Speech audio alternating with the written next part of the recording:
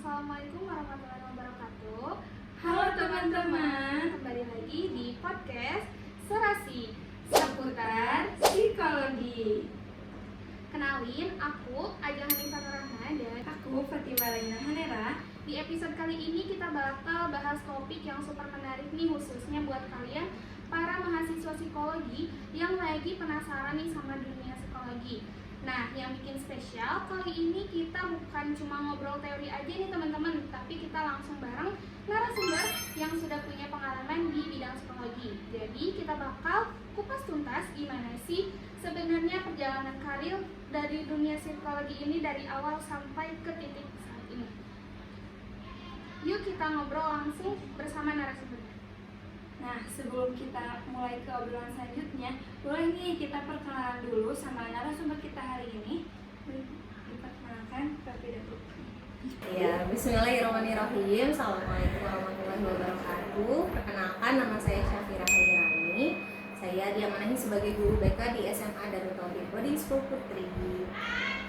Boleh Ibu diceritakan gambaran pekerjaan saat ini dan juga cara masuknya, tantangan dan juga benefitnya. Oke, langsung aja nih ya. Buat profesi sekarang adalah menjadi guru BK dan sekarang juga diamanahi sebagai koordinator guru BK-nya di SMA BKDS Putri.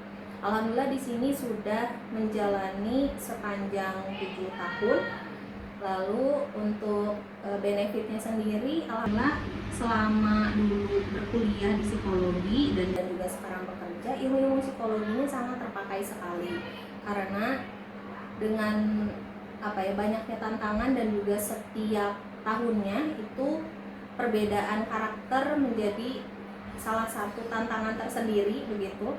Dan juga pasti karena belajar banyak ilmu psikologi dan berkecimpung di dunia pendidikan, jadi alhamdulillah ilmu psikologinya sangat diadaptasi sekali gitu ya di bidang bimbingan konseling ini.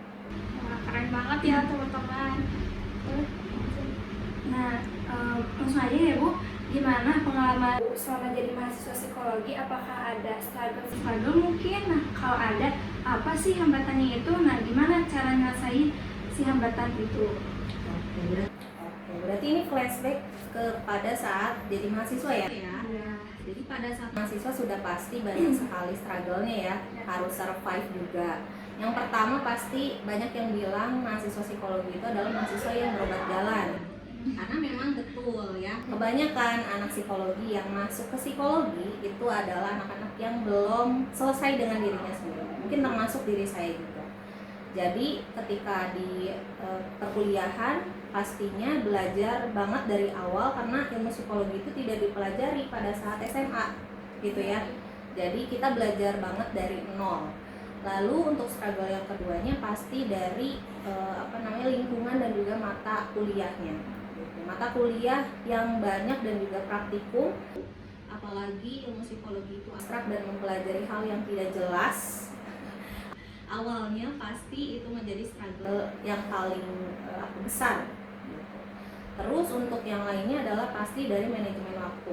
Anak psikologi itu struggle-nya adalah ketika praktikum, teori dan juga penanganan kasus mungkin ya, tugas-tugas dan lain sebagainya itu menjadi struggle yang paling besar juga.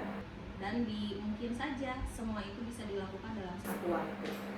Gitu. Kalau dari zaman saya sendiri, untuk struggle lainnya adalah lebih kepada lingkungan dan juga manajemen waktunya aja sih.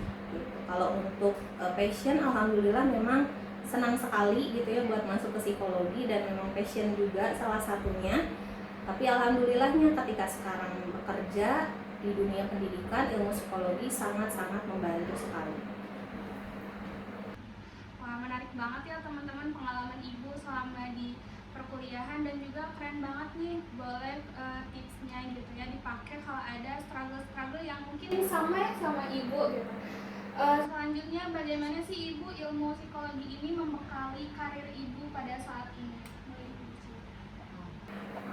Alhamdulillah kalau dari ilmu psikologinya sendiri, karena memang profesi sebagai guru BK, jadi guru BK di SMA ini menangani atau menghadapi seorang remaja, di mana seorang remaja ini dikenal dari ilmu psikologi sangat labil, terus juga sedang masa transisi, sedang masa berontak, masa eksplorasi juga gitu ya, tidak hanya masa pas dulu umur golden age tapi sekarang juga. Lalu kalau untuk alhamdulillahnya aplikasinya sekarang itu lebih kepada ketika menghadapi seorang remaja kita jadi tahu gimana cara menghadapi karakter remaja yang berontak itu dengan cara yang lebih baik gitu. Gimana dengan kita itu lebih ke diskusi, tidak dengan judgement, tidak dengan perintah atau instruksi gitu. Ketika mendekati anak remaja itu kan karena memang mereka sedang masa transisi, jadi lebih baik banyaknya pertanyaan gitu. Itu yang lebih ke terpakai menurut saya. Karena di psikologi kan kita belajar konseling, gimana kita belajar menggali masalah, gimana kita juga fokus terhadap solusinya gitu. Dan itu terpakai sekali ketika menghadapi seorang remaja yang labil di masa SMA, yang memang mereka juga sedang mencari jati diri dan mau meniti karir gitu ke depannya.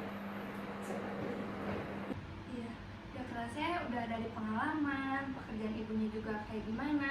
Nggak enak nih kalau nggak ada saran sama tips dari ibu buat kami ataupun mahasiswa psikologi di luar sana yang untuk mau merencanakan karir ke depannya.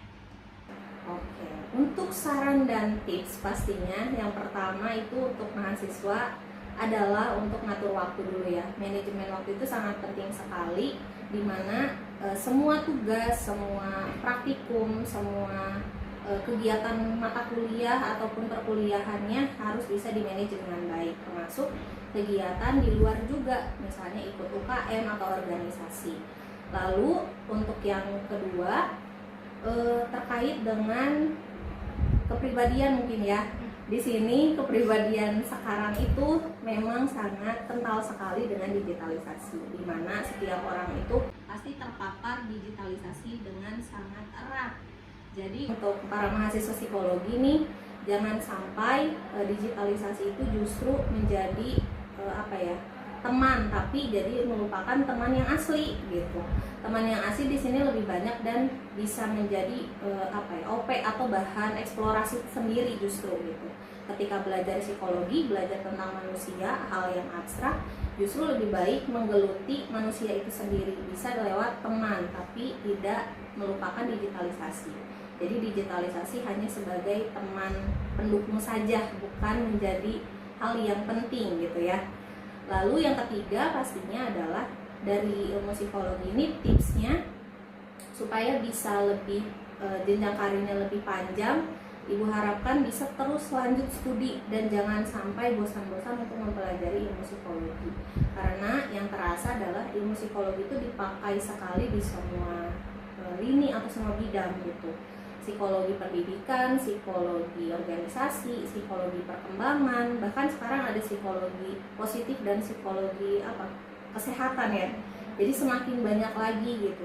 Justru explore aja dirimu sendiri sesuai dengan passion masing-masing, dan kalau bisa terus untuk mencari ilmu, lanjutin studinya ke profesi atau ke master atau bahkan S3 juga.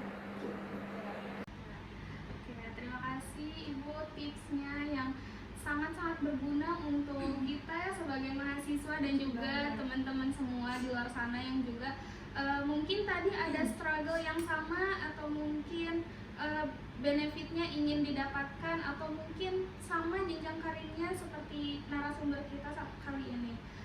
Oke, nah teman-teman gak kerasa ya kita sudah sampai di penghujung obrolan ini. Terima kasih banyak untuk narasumber kita yang sudah berbagi cerita pengalaman dan insight yang sangat berharga. Semoga apa yang kita bahas tadi bisa membuka wawasan kalian sekaligus memberi gambaran nyata tentang dunia karir di bidang psikologi. Buat kalian juga yang lagi berjuang di bangku kuliah atau masih bingung nih nentuin arahnya gimana, ingat ya, setiap proses itu punya waktunya masing-masing. Yang penting kita terus belajar, terus mencoba, dan jangan takut untuk melangkah. Akhir kata, terima kasih juga untuk teman-teman yang sudah mendengarkan podcast. Saya Ajeng Hanifah Nur Rahma dan Saya Fatimah Lena Hanera. kami pamit undur diri. Wassalamualaikum warahmatullahi wabarakatuh.